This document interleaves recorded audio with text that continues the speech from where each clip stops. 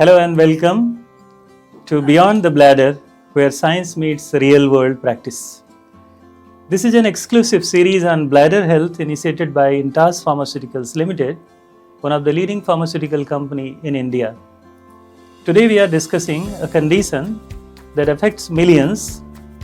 It often goes undiagnosed and untreated as well. Overactive bladder or OAB. The symptoms like urgency, frequency, urination, nocturia and leakage may appear simple initially, but they can deeply impact sleep, confidence, travel, productivity and overall quality of life of a person who suffers. The good news is OAB is treatable, and with newer therapies and better awareness, patient outcomes can improve significantly from such conditions. To discuss this important topic, we are joined by Dr. Ajay Kumar Gajingi and Dr. Chandrakant Pancholi from Mumbai, Borivali. They are expert in functional urology and the bladder disorders. Welcome, Doctor. Doctor साहब, एक common myth है जो society में कई बार की मरीज चाहते हैं कि हम डॉक्टर साहब तक पहुँचें, लेकिन उनके दिमाग में ये रहता है कि कुछ साल पहले मैं कुछ दवाई ली थी और उससे मुझे कुछ दूसरी समस्याएं हो गई, तो मैं अगली बार जाऊंगा दवाई तो वही होगी, फिर जैसे ज़िंदगी चल रही है कटने दीजिए। सर, ऐसे लोगों के बारे में आपका क्या संदेश है और आप उनको क्या गाइडेंस देना चाहते हैं? देखिए, कैसा है कि समय के हिसाब से परिस्थितियाँ बदलती है, वैसे ही समय के हिसाब से मेडिसिन भी नए नए आते हैं। तो आज से जो 10 साल पहले जो मेडिसिन अवेलेबल थी उसमें भी काफ़ी चेंजेस आए थे। पहले जो मेडिसिन अवेलेबल थी उसमें ज़्यादा साइड इफ़ेक्ट्स थे, अभी जो रिसेंटली नए मेडिसिन आए उसमें साइड इफ़ेक्ट्स कम है। सो डेफिनेटली ऐसा नहीं है कि ट्रीटमेंट संभव नहीं है, आपको सिर्फ आपके यूरोलॉजिस्ट से मिलना है। अभी जो न्यूअर मेडिसिन है उसमें मुंह सूखना, कॉन्स्टिपेशन होना, ये सब तकलीफ़ें कम है। डेफिनेटली न्यूअर मेडिसिन से पेशेंट को फ़ायदा ज़्यादा है, पेशेंट की ओवरऑल क्वालिटी ऑफ लाइफ ज़्यादा इम्प्रूव होती है। सो यूरोलॉजिस्ट से मिलकर जो पर्सनलाइज ट्रीटमेंट है, जैसे सर बता रहे थे, पर्सनलाइज ट्रीटमेंट को पेशेंट को कितनी तकलीफ़ है, क्या लेवल की तकलीफ़ है, और उससे जो इंडिपेंडेंट यूरोलॉजिस्ट जो है वो गेज करके उसका अकॉर्डिंगली पर्सनलाइज जो उसका ट्रीटमेंट है वो बना के उसको अगर देंगे तो डेफिनेटली पेशेंट की क्वालिटी ऑफ लाइफ इम्प्रूव होती है। Thank you doctor Chandrakant. Sir, doctor Ajay sir, तो आप सहमत हैं जैसा डॉक्टर साहब ने बताया? डेफिनेटली न्यूअर मेडिकेशंस, जो हम पुरानी मेडिकेशंस बोलते थे एंटीकोलिनर्जिक्स, जिनके साइड इफेक्ट प्रोफाइल ज़्यादा थे, और दूसरी चीज़ पर्सनलाइज ट्रीटमेंट अगर कहे जाए, उस ओल्ड पेशेंट्स में ऑलरेडी वो 10 मेडिसिन और लेते थे। उन 10 मेडिसिन के साथ हम ये और एक मेडिसिन जिसका साइड इफेक्ट प्रोफाइल और ज़्यादा है वो ऐड करें तो पेशेंट और परेशान हो जाए और वो जो पहले ले रहे थे वो मेडिसिन भी बंद कर दें। सो अभी परिस्थिति बदल चुकी है, न्यूअर टेक्नोलॉजीज, न्यूअर फॉर्मुलेशंस के हिसाब से मेडिसिन जो मीरा बैकग्राउंड करके मार्केट में आए हैं, that is more acceptable, tolerability अच्छी है, साइड इफेक्ट प्रोफाइल कम है, then we can make sure कि patients adherence is better, so compatibility बढ़ जाती है उसकी। सो इससे ओवरऑल उनका फ़ायदा ही होता है। Thank you, sir. Thank you very much. So, Dr. Ajay, what exactly is overactive bladder? Now, overactive bladder is a disease. Now, it's basically a problem where a person will have the compelling urge. He will not be able to hold the urine. It is called urgency. Also associated with other symptoms like frequency. Frequency means बार-बार urine के लिए जाना. Nocturia, that means पेशाब के लिए रात में बार-बार उठना. And sometimes it may be associated with urinary incontinence, that means leakage of urine. So these overall symptoms make it overactive bladder. So doctor Chandrakant, जैसा सर ने बताया, इस टाइप की समस्या पेशेंट को आती है, और are they feeling that is because of age, and why they take so much of time to come and express about such problems? Definitely ये एज के साथ बढ़ता है। Over active bladder normally middle age में ज़्यादा पाया जाता है।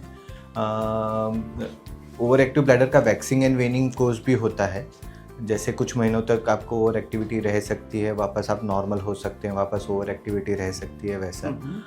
जैसे कि सर ने बताया कि ओवर एक्टिविटी हम जिसे बोलते हैं जिसमें कुछ कॉज पाया नहीं जाता, मतलब जिसमें हमें कोई भी कॉज पाया नहीं जाता, जैसे इन्फेक्शन है और कोई ब्लैडर के ओवर एक्टिविटी के कॉज पाए नहीं जाते, उसी को ओवर एक्टिव ब्लैडर बोला जाता है। तो age is one of the factor. बाकी आपके जो डाइट रिलेटेड फैक्टर्स रहते हैं, स्पाइसी फूड रहता है, देन कॉन्स्टिपेशन रहता है, कैफीन इनटेक रहता है, ज़्यादा टी कॉफ़ी पीने से हो सकता है, then smoking is one of the major factor. Smoking के कारण ओवर एक्टिविटी ब्लैडर बढ़ता है। तो ये डाइटरी जो हम मॉडिफिकेशन बोलते हैं, जो डाइट रिलेटेड फैक्टर्स होते हैं, एज रिलेटेड फैक्टर्स होते हैं। Constipation is also one of the factor. Apart from that some जो ओवर एक्टिविटी रहती है वो BPH रिलेटेड भी रहती है। सर आगे बताएंगे कि BPH रिलेटेड ओवर एक्टिविटी कैसे रहती है।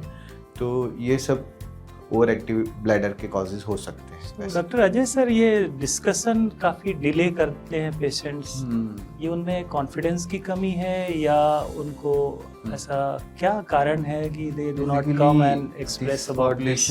है वो सोशल स्टिग्मा। उनको लगता है कि समाज में क्या सोचा जाएगा अगर ये कंप्लेंट्स वो लेके आते हैं। सो एम्बेरसमेंट, उनको लगता है कि ये अगर सिम्टम्स बाकी मेरे आजू बाजू लोगों को पता चले कि मैं यूरिन लीक करती हूँ, कपड़े गीले होते हैं, then it becomes a social stigma. Also they are always under pressure कि उनके आजू बाजू एक टॉयलेट या वॉशरूम, रेस्ट रूम नसीब हो जाए। सो thinking this is also persons lifestyle हो जाता है। एंड सेकेंडली उनको लगता है कि ये तो नॉर्मल है, एज रिलेटेड सबको होता है, सो इसके लिए डॉक्टर को क्यों दिखाया जाए। Okay. And one more population is that कि उनको लगता है कि इसका कितना भी ट्रीटमेंट कर लो कुछ होने वाला तो है नहीं। So they feel that it is a routine normal aging process, so why unnecessarily go and show it to your doctor. And this is where we are now to make awareness कि ये treatable है and you should consult your nearby doctor for this. Okay. So doctor Chandrakant sir, आपसे question है कि OAB is much more than urinary problem. ऐसा ही नहीं कि खाली ये पेशाब की समस्या हो गई, लीकेज की हो गई। सो व्हाट यू डेफिनेटली ये एक क्वालिटी ऑफ लाइफ को भी अफेक्ट करता है। जैसे मैंने सर ने भी बताया कि पेशेंट को हमेशा कॉन्स्टेंटली वॉशरूम ढूंढना पड़ता है। पेशेंट को हमेशा कॉन्स्टेंटली वॉशरूम ढूंढना पड़ता है बिकॉज उनको कॉन्स्टेंटली माइंड में डर रहता है कि अगर मुझे वॉशरूम नहीं मिला तो क्या मेरे कपड़े गीले हो जाएंगे, क्या मुझे कुछ लोगों के सामने मुझे शर्म महसूस होगी। तो वो ट्रैवल करने से भी डरते हैं, बाहर कहीं जाने से डरते हैं। अगर सिंपल आपको 1.5-2 घंटे का ट्रैवल करना है तो वो भी नहीं कर पाते, बस ट्रैवल वगैरह करना है वो नहीं कर पाते, लॉन्ग ट्रेन जर्नीज रहते हैं वो नहीं कर पाते, बिकॉज वो कॉन्स्टेंटली उन्हें माइंड में थॉट प्रोसेस ये रहता है कि मुझे जहाँ पे भी मैं जा रहा हूँ वहाँ पे टॉयलेट अवेलेबल है क्या मुझे डायपर यूज़ करना है। और सिमिलरली फैमिली गैदरिंग्स में जाएंगे तो फैमिली गैदरिंग्स में भी अगर आप डायपर यूज़ कर रहे हैं, अगर अदर फैमिली मेम्बर्स को या फिर आपके फ्रेंड्स को किसी को पता चलता है कि आप ये उम्र में डायपर यूज़ कर रहे हैं, सो वो एक एम्बेरसमेंट होता है पेशेंट्स के लिए। वो एक प्रकार का एम्बेरसमेंट होता है कि लोग मेरे बारे में क्या सोचेंगे। तो डेफिनेटली वो एक क्वालिटी ऑफ लाइफ को पेशेंट को अफेक्ट करता है। तो apart from urinary problem, patient को सोशल एंग्जाइटी, सोशल स्टिग्मा जैसे पेशेंट ने बताया, कांस्टेंट फियर रहता है हमेशा, कांस्टेंट सर्चिंग फॉर वॉशरूम्स, ये सब चीज़ें रहती है। डेफिनेटली क्वालिटी ऑफ लाइफ काफ़ी हैम्पर होती है patient. Okay. Doctor Ajay, how do you diagnose and feel that different between OAB और UTI और कई बार की BPH मेल्स में? बिकॉज जैसा डॉक्टर चंद्रकांत साहब ने बताया कि ये तो बहुत बड़ी समस्या है, खासकर महानगरों में जहाँ पे बाथरूम की एक्सेसिबिलिटी सबको मालूम नहीं होती और बहुत ही डिफ़िकल्ट होता है। तो आप इन दर्शकों के बारे में क्या हेल्प कर सकते हैं जिससे उनको अपनी ज़िंदगी और सुधारने का? Yes, very important point to be discussed. Actually, OAB, overactive bladder, can be either primary or it can be secondary. Now, primary is primary, उसका कोई कारण नहीं है. Now, secondary is secondary to something. Something कुछ भी हो सकता है, जैसे इन्फेक्शन हुआ, प्रोस्टेट एनलार्जमेंट हुआ, या कोई पेशाब की थैली में स्टोन्स हुए, या कोई न्यूरोलॉजिकल कंडीशन हुआ जिनकी वजह से ये प्रॉब्लम हो रहा है, that is called secondary. Okay. So treatment of this secondary component itself cures the overactivity. Okay. But if it is primary overactive bladder, then we have to examine, judge, find out the cause. Try to find out what type of overactivity is more mainly in the night, mainly in the day, associated with leaks. Then depending upon that, evaluation रहेगा, treatment रहेगा. Okay. Okay. So, Dr. Chandrakant ji, according to you, what you feel is aspects of diagnosis? जैसा doctor Ajay sir ने बताया कि ये काफ़ी multiple समस्याओं से जुड़ा हुआ एक एरिया है जहाँ लीकेज और यूरिन की प्रॉब्लम्स हैं, तो एक आदमी कैसे समझ पाए कि डायग्नोसिस क्या हो सकता है इसकी? जैसे सर ने ऑलरेडी बताया कि प्राइमरी और secondary over active bladder. Primary जैसे मैंने ऑलरेडी बताया कि प्राइमरी का कोई कॉज नहीं रहता है. प्राइमरी हम तभी लेबल करते हैं, प्राइमरी ओवर एक्टिव ब्लैडर तभी लेबल करते हैं कि जब भी हमें कुछ और कॉज पाया नहीं जाता है. तो कॉज फाइंड आउट करने के लिए जो हम बेसिक इन्वेस्टिगेशन से पेशेंट की हिस्ट्री, पेशेंट जो हमें कंप्लेंट्स बता रहे हैं वो कंप्लेंट्स क्या सीक्वेंस में है, उन्हें दिन में कितनी बार जाना पड़ रहा है, रात में कितनी बार जाना पड़ रहा है, ब्लैडर डायरी, उनका जो फ्रीक्वेंसी वॉल्यूम चार्टिंग हम बोलते हैं, तो वो ब्लैडर डायरी हम देखते हैं. उसमें उसके अलावा पेशेंट का कॉन्स्टिपेशन की कंप्लेंट्स है कि नहीं, साथ में कुछ प्रोस्टेट रिलेटेड इश्यूज है कि नहीं. बेसिक इन्वेस्टिगेशन में यूरिन का एग्जामिनेशन किया जाता है, अल्ट्रासाउंड किया जाता है. तो ये सब इन्वेस्टिगेशन से हमें मालूम पड़ता है कि वो प्राइमरी है कि सेकेंडरी है. अगर पेशेंट को और कोई न्यूरोलॉजिकल कंप्लेंट है, जैसे कि कमर में दर्द है, चलना फिरना कम है, पाँव में वीकनेस है, तो हिस्ट्री है कि कोई ब्रेन स्ट्रोक वगैरह आया हुआ है, तो ये सब सेकेंडरी कॉजेज़ में आता है. तो प्राइमरी और सेकेंडरी रूल आउट हो जाता है based on history, basic clinical examination और बेसिक इन्वेस्टिगेशन जैसे urine examination and basic ultrasound है. उससे बेसिक चीज़ें हमें पता चलती है कि ये प्राइमरी है कि सेकेंडरी है. उसके बाद हम डिपेंडिंग अपॉन वो अगर सेकेंडरी कोई कॉज मिलता है, जैसे कि स्टोन है अगर पेशेंट को, तो स्टोन के ट्रीटमेंट के लिए पेशेंट को एडवाइस करते हैं. अगर पेशेंट को इन्फेक्शन पाया जाता है तो इन्फेक्शन का ट्रीटमेंट देते हैं. अगर पेशेंट को कोई न्यूरोलॉजिकल कॉज है तो अकॉर्डिंगली उसका न्यूरोलॉजिकल ट्रीटमेंट किया जाता है. तो सेकेंडरी कॉज एक बार सब रूल आउट हो गए, इन्फेक्शन ट्रीट हो गया, स्टोन ट्रीट हो गया, न्यूरोलॉजिकल कॉजेज आपके ट्रीट हो गए, तो उसके बाद भी अगर पेशेंट को ओवर एक्टिविटी रहती है तो उसको प्राइमरी ओवर एक्टिव ब्लैडर बोला जाता है. तो अगर सेकेंडरी कॉजेज के बाद भी अगर आपको ओवर एक्टिविटी रह रही है तो वो प्राइमरी ओवर एक्टिव ब्लैडर है. तो फिर उसका अकॉर्डिंगली हम जो हमारे लाइफस्टाइल मैनेजमेंट है, देन आपका पेल्विक फ्लोर एक्सरसाइजेज वगैरह हैं, मेडिकेशंस वगैरह है, उससे ट्रीटमेंट किया जाता है. तो डॉक्टर अजय, जैसा अभी डॉक्टर चंद्रकांत जी ने बताया कि डायग्नोसिस के बाद मेडिसिन शुरू करने के पहले क्या लाइफस्टाइल चेंजेस भी जरूरी हैं और क्या हो सकते हैं, और इसके बाद मेडिकेशंस में आपका क्या अपने मरीजों के लिए, अपने दर्शकों के लिए सलाह है? बेसिकली लाइफस्टाइल मॉडिफिकेशन एक नींव है, दिस इज द फाउंडेशन जिसके बेसिस पे ही हम आगे उनका ट्रीटमेंट फॉलो कर सकते हैं. तैयार. इफ लाइफस्टाइल मॉडिफिकेशन से या बाय लाइफस्टाइल मॉडिफिकेशन से सिम्टम्स कम नहीं होते या प्रोग्रेस हो रहे, then we come to medical treatment. Now lifestyle modification is important because every person is different. Basically it is individualized, personalized treatment. उनकी लाइफस्टाइल में ऐसा क्या है जिससे उनकी ओवर एक्टिविटी हुए.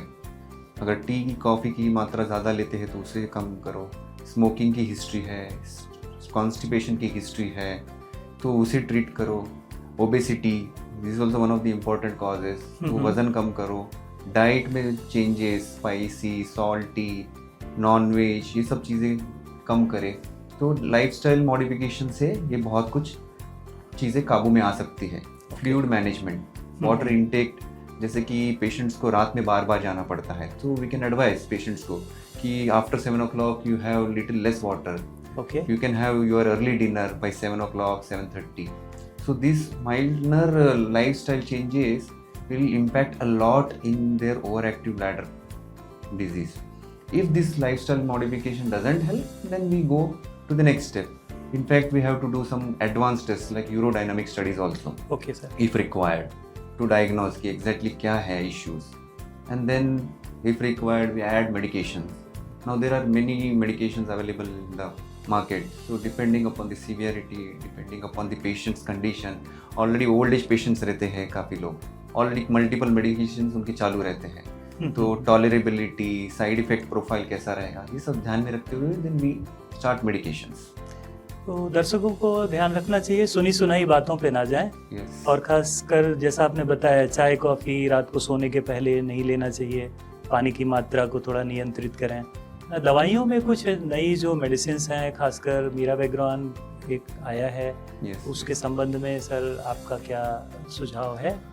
डेफिनेटली सेकेंड लाइन में मेडिकेशंस ऐड होते हैं। जैसे सर ने बताया कि पहले लाइफस्टाइल मॉडिफिकेशंस रहता है, पेल्विक फ्लोर एक्सरसाइजेज रहते हैं, कट डाउन ऑन स्मोकिंग रहता है, कॉन्स्टिपेशन का ट्रीटमेंट रहता है, उसके बाद मेडिकेशंस पे जाते हैं। मेडिकेशंस में आपने सही बताया कि मीराबेग्रॉन जो लेटेस्ट अभी अवेलेबल ड्रग है उसमें आपको ओवरऑल साइड इफ़ेक्ट प्रोफाइल कम, सो हम लोग उसको लो डोज से चालू करके देख सकते हैं, then we can gradually increase the dose also, and depending upon the severity उनको कैसा है तो ऐड ऑन भी कर सकते हैं, जो साथ में अलग सॉलिफेनासिन है या जो पुराने ड्रग है।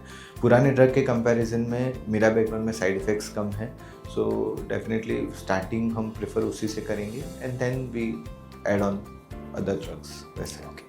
तो बेसिकली ओवर एक्टिव ब्लैडर के दो टाइप्स रहते हैं, वेट ओए भी रहता है और ड्राई ओए भी रहता है। एक है कि पेशेंट को लीकेज हमेशा रहता ही है, उसको डायपर पहनना ही पड़ता है, तो वो वेट ओए भी में जाता है। तो वेट ओए भी में हमको स्टार्टिंग से ही मेडिकेशंस चालू करना पड़ता है, बिकॉज उनको कंपलसरी डायपर लगता है या फिर वो बिना डायपर के रह नहीं सकते। तो वो केसेस में हम लोग साथ में एड ऑन भी देते हैं, मीराबेग्रॉन के साथ सॉलिफेनासिन जो ड्रग रहता है वो भी देते हैं। इसके अलावा अगर BPH रिलेटेड OABs है तो उसका भी ट्रीटमेंट साथ में अल्फा ब्लॉकर्स और वो भी देते हैं वैसा। सो अगर सिर्फ ड्राई OAB है, सिर्फ पेशेंट को अर्जेंसी है बट लीकेज नहीं है, तो फिर सिर्फ मीराबेग्रॉन से भी काम हो जाता है। ओके। तो डॉक्टर साहब, ये एडल्ट पेशेंट को डायपर पहनना है तो बड़ा एम्बैरेसिंग पोजीशन होगी, और शायद इसकी वजह से ही वो पब्लिक में जाना अपने आप को दूर रखते होंगे, या वो उनको लगता होगा कि इसका और कोई लोकल इलाज हो सकता है, तो उनको बाहर आकर कम से कम एक क्वालिफाइड यूरोलॉजिस्ट के पास पहुंच के अपनी समस्याएं बताना और उसके बाद ही निदान संभव हो सकता है। तो डेफिनेटली जो डिस्कशन हमने अभी डॉक्टर चंद्रकांत और हमने की है, उस सारी चीज़ों से यही निकलता है कि दिस ट्रीटमेंट इज़ पर्सनलाइज्ड। ऐसा सुनी बातों से हम खुद से ट्रीटमेंट लेना is not good.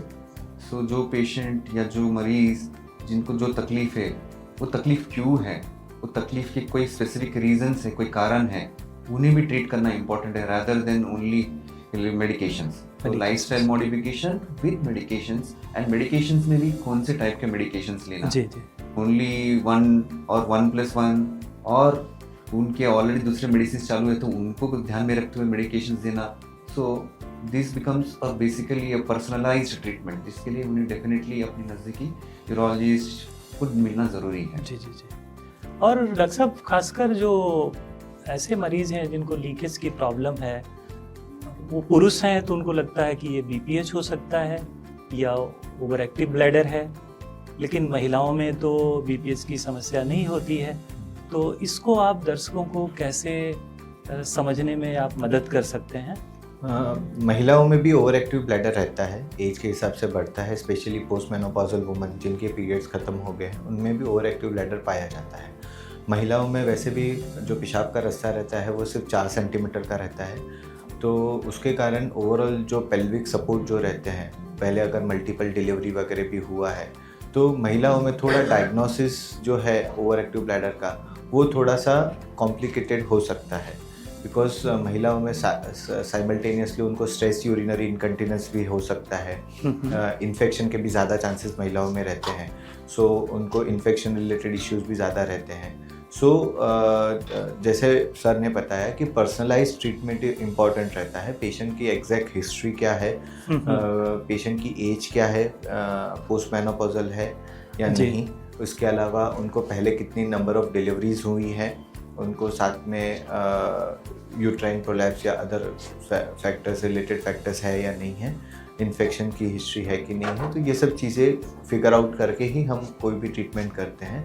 But definitely महिलाओं में भी इक्वली पाया जाता है ये, और महिलाओं में भी ओवर एक्टिव ब्लैडर उल्टा पुरुषों से ज़्यादा कॉमन है। ज़्यादा कॉमन है। यस, पुरुषों में डेफिनेटली बीपीएच के कारण ओवर एक्टिव ब्लैडर रहता है, बट महिलाओं में भी ओवर एक्टिव ब्लैडर पाया जाता है, स्पेशली पोस्ट मेनोपॉजल वुमन में, और वो पुरुषों से ज़्यादा पाया जाता है।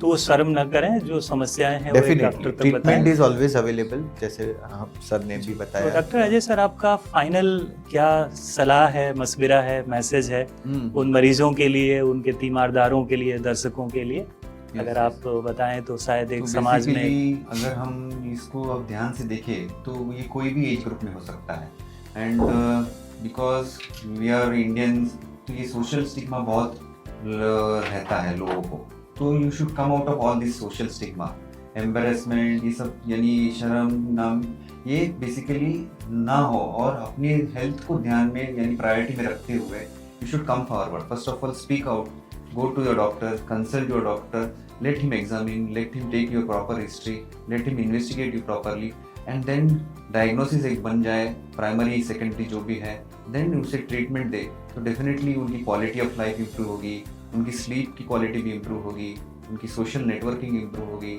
उनका जॉब प्रोफाइल, वर्क प्रोफाइल, ये सारी चीज़ें इम्प्रूव होंगी, so overall quality of life improve.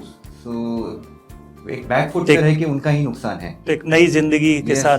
तो ये सब चीज़ें इम्पोर्टेंट है कि वो हम खुल के अपने डॉक्टर से मिले, अपनी जो प्रॉब्लम से डिस्कस करें। थैंक तो यू। बहुत बहुत धन्यवाद Thank doctor Ajay, doctor Chandrakant Thank साहब you. इस पर चर्चा के लिए, जहाँ पर जो सबसे बड़ी समस्या आजकल महिलाओं और पुरुषों में लीकेज की है, इनकॉन्टिनेंस की है, या जिसको लोग ओएबी के नाम से समझते हैं, वो शर्म की नहीं है, वो किसी व्यक्तिगत प्रॉब्लम नहीं है, बट एक फंक्शनल कंडीशंस है और उसका इलाज किया जा सकता है। तो बहुत बहुत धन्यवाद आपको इस परिचर्चा में लोगों को सलाह देने के लिए। Thank you very much. Thank you.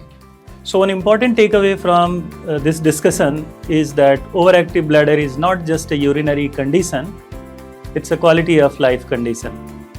With an early recognition, communication, lifestyle measures and evolving therapies, we can truly improve patients' outcome, those who are suffering from OAB.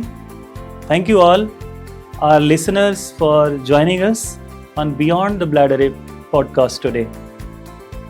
We'll see you again in the next episode. Until then, stay informed and stay empowered. Thank you.